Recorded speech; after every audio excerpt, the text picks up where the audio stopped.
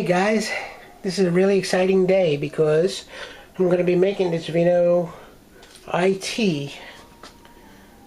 Vinoit, I don't know how to say that, but this is the next generation, the wine kit that's replacing the Vino Italiano wine kits, and this is the Rosso Magnifico.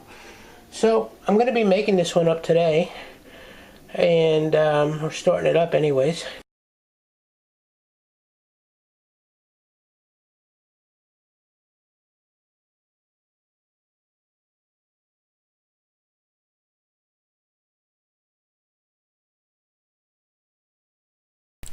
Alright, so before we get started, we're going to want to clean everything exceptionally well. I like this Be Bright cleanser. It's pretty much what I use almost exclusively, and it works, to me, I believe, excellent. It's very similar to OxyClean. Anything that touches the wine needs to be thoroughly cleaned, so we're going to need a long-handled spoon for this step. Our primary fermenter, which is basically a food-safe plastic bucket, that is big enough to hold our wine, so it has to be over 6 gallons, so there's 8 gallons. And make sure I clean every single piece of this, including the lid and the underside, and make sure anything that touches the wine is immaculately clean. Technically, for primary fermentation, you don't need to snap the lid on, but I do anyway, because I don't want any fruit flies or anything like that getting into the wine. So I also am going to be using an airlock, so I'm going to clean that out as well. And this is one picture, and they come in multiple types. We're going to also need to clean our hydrometer, because we're going to need to take readings of what our starting specific gravity is in the winemaking process. If your primary fermenter is equipped with a spigot, you want to make sure it is shut off completely, so that when you start mixing things up, you don't have wine spilling out all over your floor. Now, if you're just starting out and don't have any equipment whatsoever, it might make sense to get a winemaking equipment kit. And this is stuff that you would buy once and use over and over again. And it would have many of the things that you would need for your home winemaking hobby. Might make sense. Technically, with primary fermentation, you don't need to snap the lid on, but I always do, and I'll tell you why. Because if you have a banana or anything like that in the house, you might have fruit flies, and all it takes is just a fruit fly or two to get into your wine and ruin it. So I snap the lid on, even though the instructions tell you not to. Anyway, there's a couple of changes I make to these kits. Now, it says here that this comes with 30 corks and everything. Now, most wine kits don't come with corks and caps. You see the caps over there, corks over here, yeast and stuff. And this wine kit says it makes 30 bottles. But as you guys know, watching my winemaking videos, if you follow the directions on these kind of kits, these lower end kits, you'll get a pretty watered down mediocre wine. But if you modify the directions, what'll happen is you'll get better wine but less bottles. So we're going to make this to 5 gallons instead of 6, which will give us 25 bottles of really nice wine instead of 30 bottles of mediocre wine. So that's what we're going to do. We're going to make that to 5 gallons. Now, one of the things I'm going to do first is get the bentonite and dissolve it in some water in the bucket, some warm water. You'll see that this wine kit comes with multiple things in it, a couple of different packets. You'll see that it says bentonite on the edge. There's another packet that says stabilizer. You don't want to mix those up. You want to go with the bentonite first. The stabilizer comes at a later point, but right now we want the bentonite. Okay, so make sure you grab the right packet, get that aside. Again, the wine kit does come with excellent instructions if you plan on following them. Again, if you follow my tweaks, you're going to get a much better quality wine. So go with that. Or do what you like anyway. But anyhow, let's get started. The very first thing is I'm going to put some hot water into that. Not a lot, but I'm going to put some in and I'm going to stir in the bentonite. So I'm going to set that up and we'll be right back. If this is your first time watching one of my winemaking videos, one of the things that's important again is to make sure that everything that touches the wine is immaculately clean. If your primary fermenter has a spigot, make sure that it's turned off before you get started, because if it's not, obviously you're going to have wine all over the floor. The other thing I would recommend is a towel or something, just in case there's any kind of splashes. Notice the color of mine. I make mostly red wine, so you know, go with a towel that you don't mind getting destroyed. Do not wear clothes that you like. I got sweatpants on. Alright, so we're going to get started. What I'm going to do is set the camera up so you can see this from a better angle.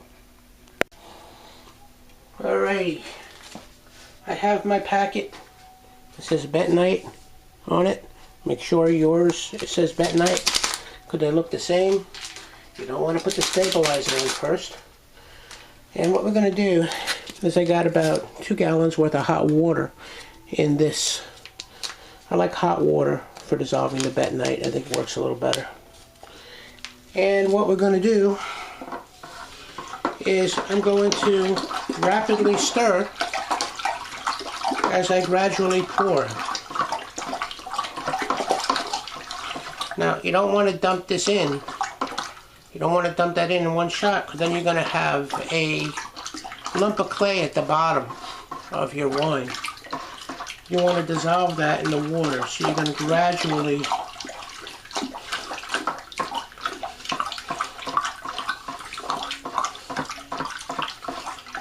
stir that in.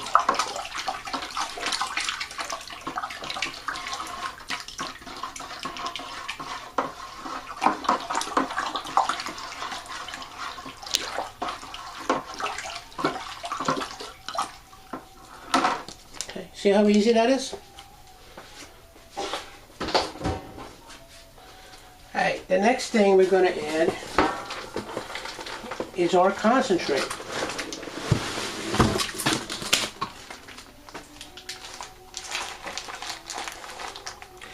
There's our bag of concentrate.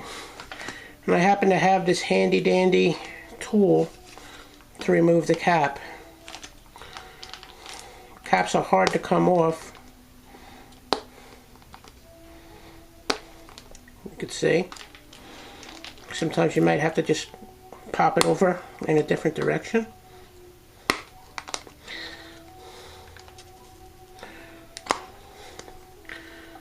Okay, get the cap off. And I'm going to take that and carefully pour that in, trying not to spill or splash any of it out of the bucket. Get every single bit of concentrate in that I can.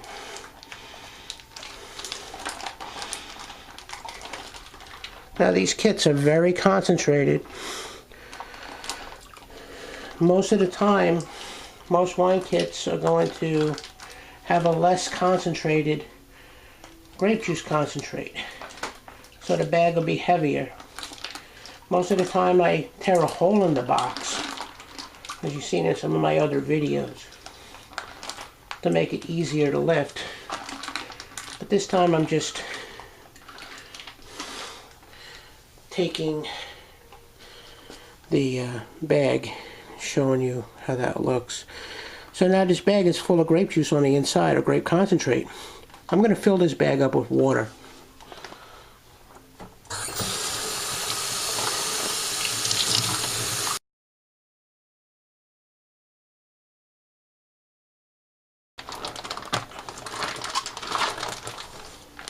And what I'm going to do by filling it up with water is swish it around a little bit and pour that in.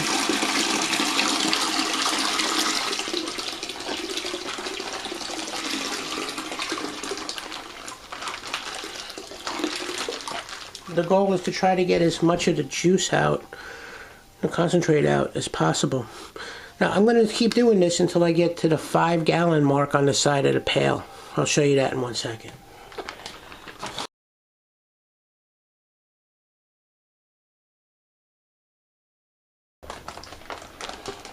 One more time.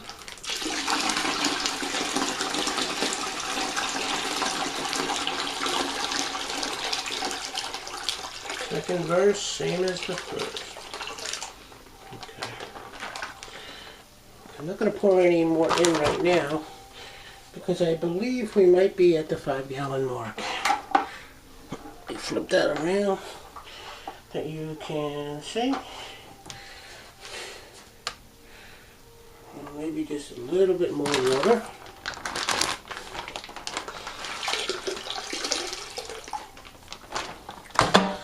I'm going to move the camera for a second so you can see.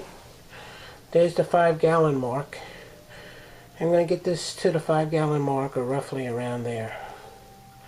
5 gallons. And once I have that, like that, put the camera back, I'm going to stir this really, really well.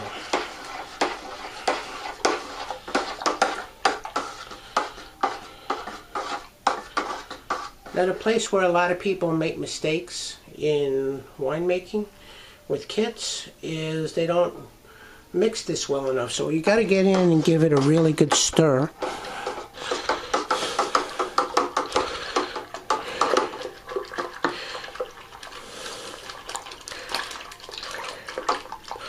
Make sure you really stir that up really good.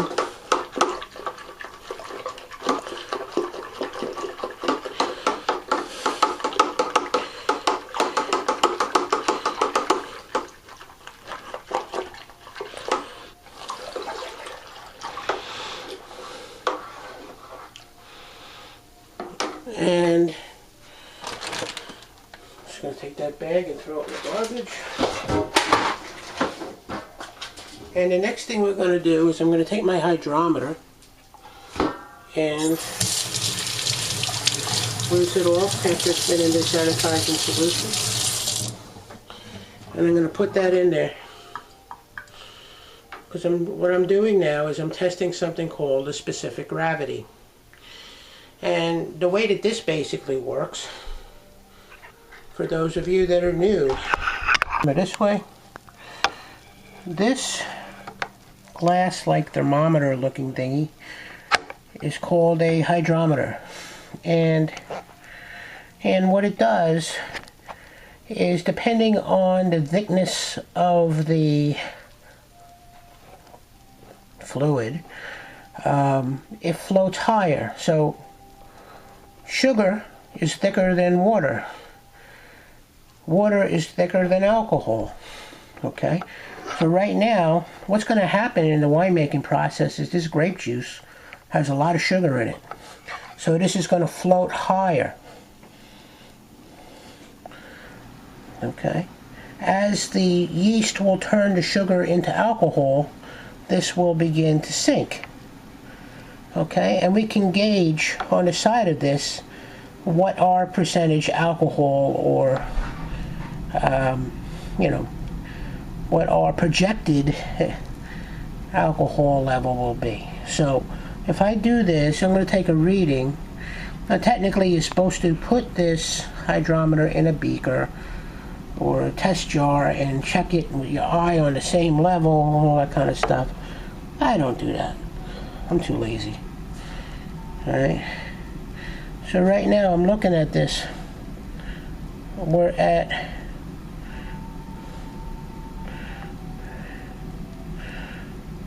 1.090 roughly. And I'm looking at this here, and if you look at the side, it gives you a scale. 1.090 will give us someplace around 12% wine. Now there's some bubbles around that, and it might be a little bit warmer. So really we're probably going to get like a 12.5% wine out of this.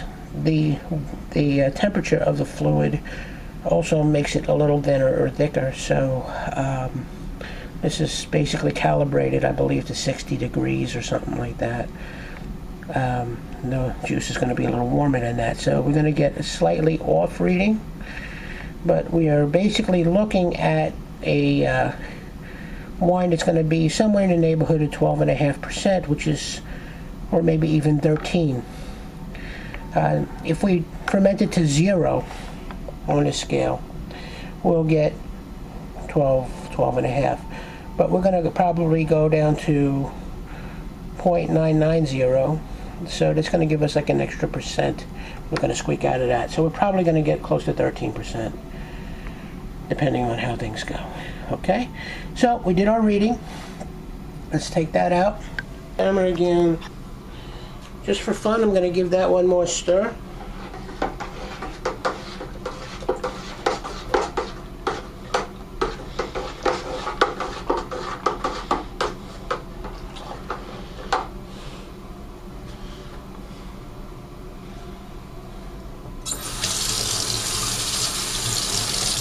Rinse off my spoon.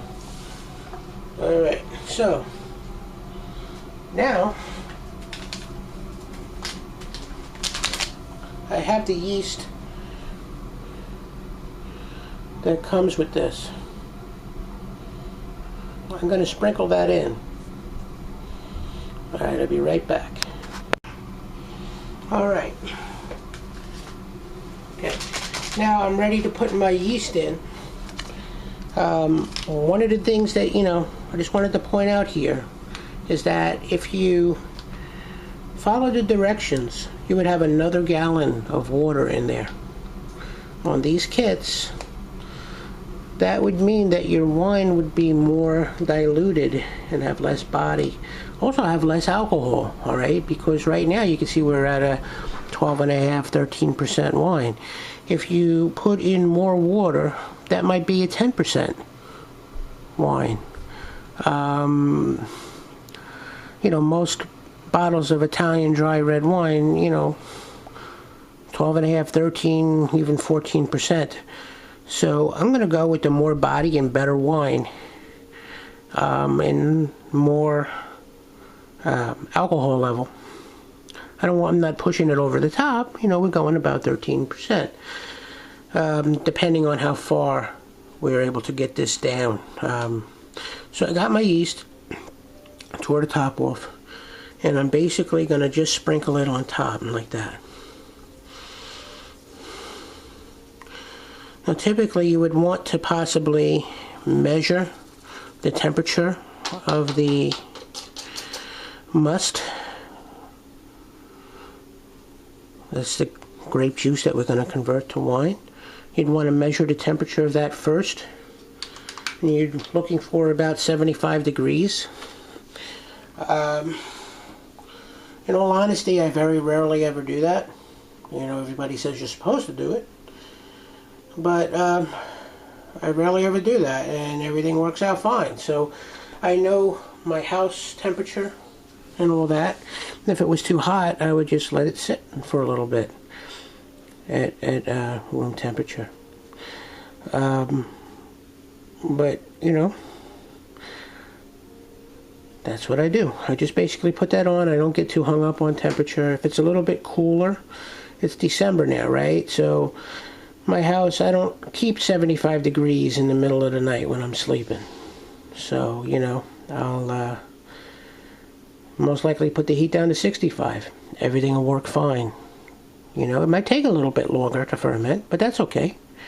But I'm going to want to monitor it as well.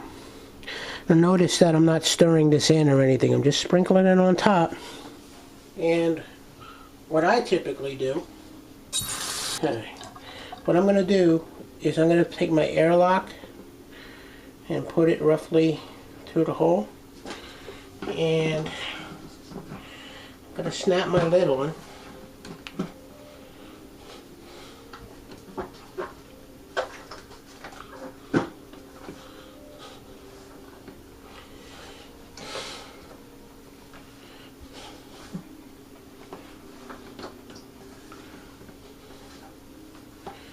going to snap my lid on, and I'm basically going to put that aside for a little while. In about a day or two, I should see some bubbling out of that airlock. Alright, and signs of fermentation. And that bubbling should kick up a bit. Alright. It's going to probably take about a little over a week to finish the fermentation in this primary before I transfer it to the secondary. So I'm going to put this aside, and most likely in about a week or 2 weeks you're going to see the next video in this series where I'm going to be transferring this to a glass carboy, which is a giant jug, and putting an airlock on that. Now, I sometimes get a lot of questions about, okay, topping up. You're only making this to 5 gallons. Isn't there going to be an airspace in a 6-gallon carboy? Don't worry about it at this stage of the game. Don't worry about it. Okay? I'm not worried about it. I made a ton of these kits. So, let's put that aside. And thanks for watching. Stay tuned for how this thing turns out. And I'm sure it's going to be great. Alright guys, check it out. This is what it looks like when it ferments. You'll start to see bubbles in the airlock. And you know, usually it's like the next day you start to see a little bit of bubbles. But within a few days, you should be seeing something like this.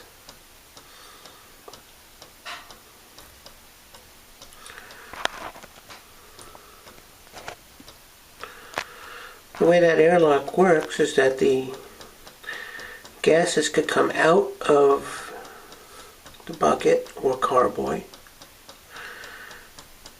and they pass through the airlock and make bubbles. But air can't get back in. That's why it's called an airlock. Alright. We're going to let that go. Probably for a week, week and a half or so, 10 days. And we're going to check the specific gravity. Alright everybody, thank you for watching. I really appreciate it. And if you like what you see, please subscribe to my video channel here on YouTube. And definitely check out my blogs, www.cookingitalianrecipes.com with the dashes in the middle. Or my other one on winemaking, howtomakehomemade.biz. Thanks for watching, please subscribe, and have an awesome day.